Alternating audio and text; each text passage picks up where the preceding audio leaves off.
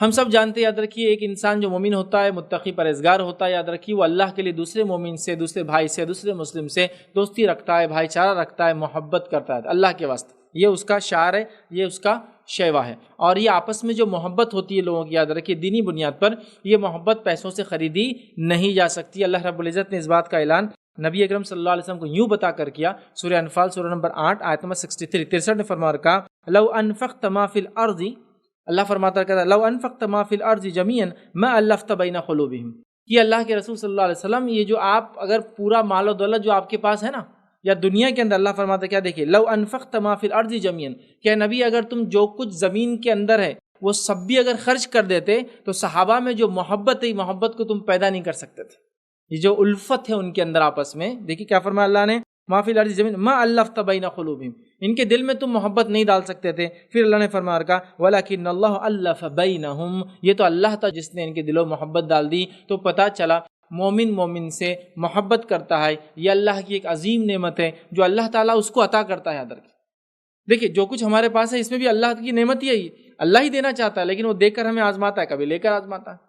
تو اللہ کے رسول کو بتایا گیا کہ جو محبتیں ہوتی ہیں آپس میں مومنوں کی، یہ اگر مال و دولت زمین کا پورا بھی خرچ کر دی جائے تو یہ پیدا نہیں ہو سکتی۔ وہ اللہ ہے جو محبتوں کو دلوں میں پیدا کرتا ہے، یاد رکھیں، ٹھیک ہے۔ اب جو لوگ میری بات سن رہے ہیں، محبت کا لفظ کامنلی جو ہے اردو زبان میں بہت مختلف معنوں میں استعمال ہوتا ہے۔ عربی کا لفظ محبت ایک دم واضح ہے، یاد رکھیں، محبت، محبوب سب اسی سے لفظ آتے ہیں، لیکن اردو میں بہت کرپٹ فارم میں یوز ہوتے ہیں، یاد رکھیے، بہت ساری مرتبہ۔ اور خاص طور سے محبت، لو اینڈ افیکشن جس کو کہیں گے، یہ لفظ تو بہت ہی کرپٹ فارم میں یوز ہوتا ہے ہمارے پاس، لیکن عربی میں بہت وسعت ہے اس لفظ کے اندر، یاد رکھیے، سمجھ رہے ہیں آپ؟ تو اللہ فرماتا ہے جو الفت آج صحابہ میں تم دیکھ رہے ہو اللہ کے رسول، یہ محبت اور الفت پیسے خرچ کرنے سے نہیں آ سکتی تھی، یہ اللہ تعالیٰ کی عطا کرتا جو ہے الفت اور محبت ہے جو صحابہ میں ڈال دی، کہ جو جانی دشمن تھے ایک دوسرے کا منہ دیکھنا نہیں چاہتے تھے۔ اگر ایک کی اونٹنی دوسرے کے کھیت میں پانی پی لی تو 50 سالوں تک جنگیں چلتی تھی۔ ان میں ایسی محبت ہو گئی کہ آج وہ نہ صرف اپنا مال ادا کر رہے ہیں، وہ اپنی جان دینے کو ریڈی تھے، دوسرے کے لیے تیار ہو چکے تھے۔ مال دیا نا، انصار نے مہاجرین کو مکمل آدھا دے دیا۔ اور ایسا سماج، ایسی مثال آپ کو کہیں نہیں ملیں گی۔ لوگ لوگوں کی مدد کرتے ہیں، ایک ملک نے دوسرے ملک کو کھدیڑ دیا، اس ملک کے لوگ جس کو کھدیڑا گیا وہاں سے نکل گئے، دوسرے علاقوں میں چلے گئے، تو آج کیا 100 سال تک بھی رہیں گے تو ریفیوجی کہلاتے ہیں۔ کیا کہلاتے ہیں؟ ریفیوجیز۔ ہندوستان سے کچھ نکل کر جب اس ملک کا بٹوارا ہوا دوسرے ملک میں چلے گئے، آج بھی مہاجری کہلاتے بیچارے۔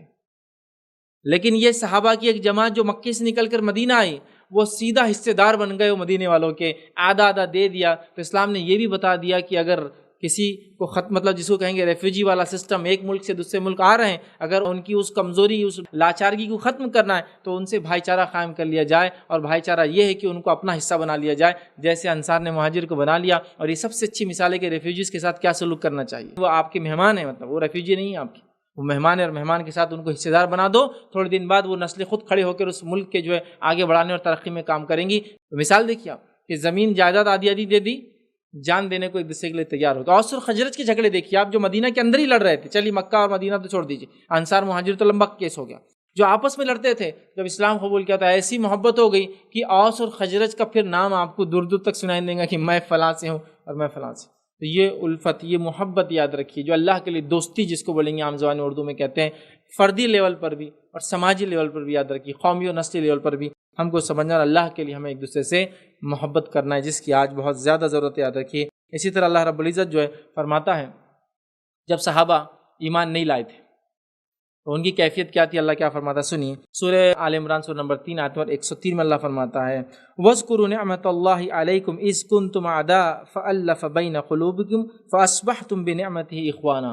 اللہ فرماتا ہے، کہتا ہے وَاذْكُرُوا نِعْمَةَ اللَّهِ عَلَيْكُمْ، اس نعمت کو یاد کرو جو اللہ نے تمہارے اوپر کی، إِذْ كُنْتُمْ أَعْدَاءً، اور اللہ فرماتا ہے اور کہتا ہے اس مہربانی کا، جب تم ایک دوسرے کے دشمن تھے، تم میں عداوتیں بھری ہوئی تھی، فَأَلَّفَ بَيْنَ قُلُوبِكُمْ، تو اللہ تعالیٰ نے تمہارے دلوں میں الفت ڈال دی، ایک دوسرے کی محبت ڈال دی، ایک دوسرے کے لیے بھائی چارہ ڈال دیا، ایک دوسرے کے لیے دوستی ڈال دی، ایک دوسرے کے لیے ایسے دوست بن گئے، فَأَصْبَحْتُمْ بِنِعْمَتِهِ إِخْوَانًا، اور تم اللہ کی اس نعمت سے، اس فضل سے بھائی بھائی بن گئے۔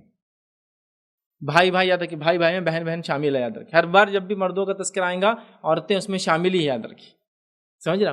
تو تم اخوان بن گئے، تم بھائی بن گئے، تو گویا محبت کے نتیجے میں بھائی چارہ قائم ہو گیا۔ اور ایسے بھائی چارے کی میں نے کہا نا بہت سخت جو ہے آج ہمارے سماج کو ضرورت ہے. یاد رکھیے جو ایسا بھائی چارہ جو ایک دوسرے کے لیے ہمدردی پیدا کرے کہ میرا بھائی مسلمان ہے بس یہ کافی ہے. ہمارے ملکوں کی باؤنڈریاں، ہماری ملکوں کی جس کو کہیں گے دیواریں، ہم لوگوں کے دلوں میں دیواریں اور دراریں نہیں ڈال سکے. یاد رکھیے ٹھیک.